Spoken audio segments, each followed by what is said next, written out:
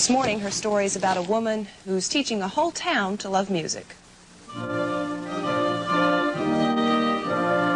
Roanoke, Virginia, a small, reasonably cultured river and railroad city in the Blue Ridge Mountains, where the symphony orchestra used to be underattended, underfinanced, and generally under the weather. Then, in fairy tale fashion, a small blonde person appeared, waved her wand, and everything changed. Today, season tickets are sold out, and the entire city of Roanoke has perked up from the success of the orchestra. And the musicians say they've perked up too. She's brought a certain energy, I think, that maybe wasn't there before. The first woman to get a doctorate in conducting from the renowned Juilliard School of Music, Victoria Bond sees herself not as a star, but as a catalyst.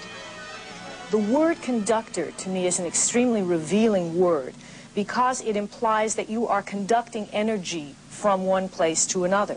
And that leadership, in the guise of a conductor, is really conducting the energy from the composer through you to the musicians.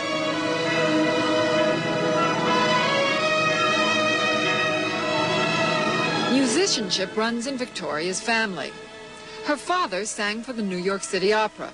Her mother was a concert pianist. I come from a long line of strong women. My mother is a very strong person, very self-confident person. My grandmother was a pioneer. She was one of the first people in Israel. She was a Sabra and grew up in a tent and rode a donkey to school, which is an image that I sort of carry with me as kind of an inspiration. Victoria's plucky legacy has also helped her raise money for her beloved orchestra. She is the greatest little talker that ever lived.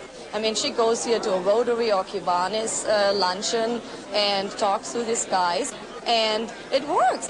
I know as a fact that one CEO that put a business here said that when he heard this symphony, that was a deciding factor for him to come to Roanoke.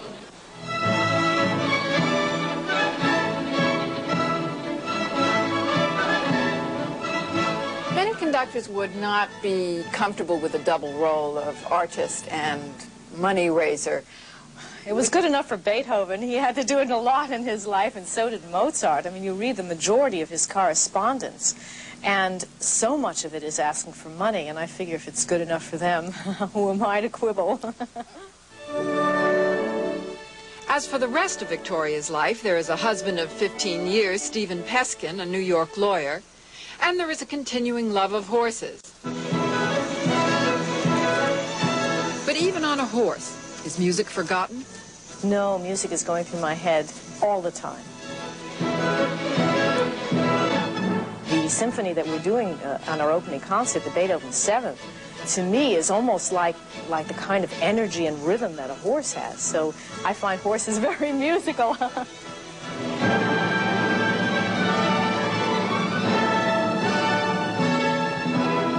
My mission in life is to bring music to people. Music says something about the worthwhile quality of humanity. And it's important to know that there is a quality in us that is worth celebrating.